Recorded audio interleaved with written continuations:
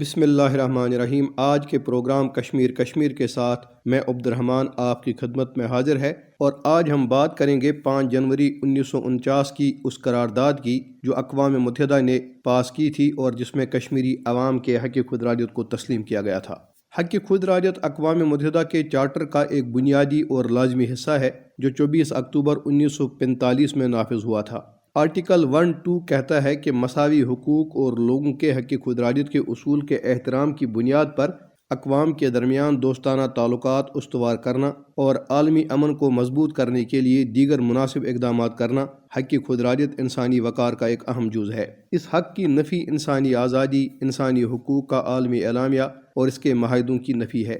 اقوام متحدہ کمیشن برائے پاکستان اور بھارت نے 5 جنوری 1949 میں منظور کی گئی قرارداد میں مقبوضہ جموں کشمیر کے لوگوں کے حق خود ارادیت کے اصول کو تسلیم کیا ہے، اور قرارداد میں کہا گیا ہے کہ مقبوضہ جموں کشمیر کے الحاق کے سوال کا فیصلہ جمہوری طریقے سے آزادانہ اور غیر جانبدارانہ استصواب رائے سے کیا جائے گا، جبکہ اہل کشمیر گزشتہ 76 برس گزرنے کے بعد بھی بھارت کے ظالمانہ قبضے میں زندگی گزار رہے ہیں۔ 5 جنوری کو مقبوضہ جموں کشمیر کے لوگوں کے لیے حق خود ارادیت کے دن کے طور پر منایا جاتا ہے۔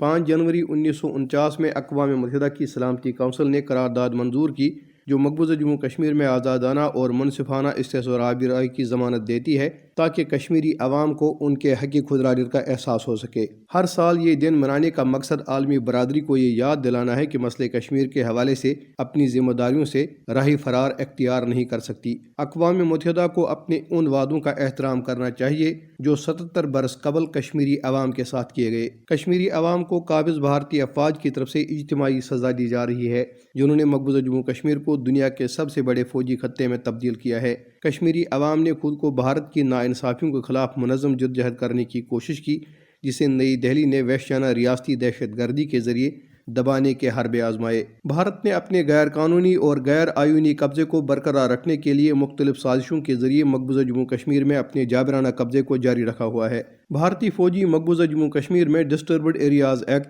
Armed forces special powers act اور پبلک سیفٹی ایکٹ جیسے مختلف ظالمانہ اور کالے قوانین کا سہارا لے رہے ہیں تاکہ کسی بھی کشمیری کو غیر معینہ مدت کے لیے منمانی طور پر گرفتار کیا جا سکے اور یہاں تک کہ اس سے ماورائے عدالت قتل کیا جا سکے۔ مقبوضہ جموں کشمیر کی موجودہ صورتحال حالیہ تاریخ کی بدترین صورتحال ہے جہاں لوگوں کو ان کے بنیادی حقوق بشمول زندگی، خوراک، صحت، آزادی، اظہار رائے اور اجتماع کے حقوق سے محروم رکھا گیا ہے۔ 5 اگست 2019 سے مسلسل غیر قانونی اور یک طرفہ اقدامات کے ذریعے مودی حکومت نے مقبوضہ جموں کشمیر میں خوف و دہشت اور افراتفری کا ماحول پیدا کیا ہے۔ وحشیانہ لاک ڈاؤن اور بنیادی آزادیوں کی عدم موجودگی نے بین الاقوامی برادری کے ضمیر اور اقوام متحدہ اور عالمی برادری کے قابل احترام ممبر ہونے کی بھارتی حیثیت کو داؤں پر لگا دیا ہے۔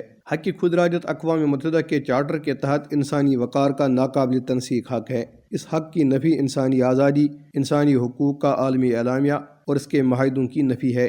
بھارت نے کشمیری عوام کو ان کے بنیادی انسانی حقوق سے محروم کر رکھا ہے۔ عالمی برادری کی قانونی اور اخلاقی ذمہ داری ہے کہ وہ کشمیری عوام سے کیے گئے وعدوں کو پورا کرے۔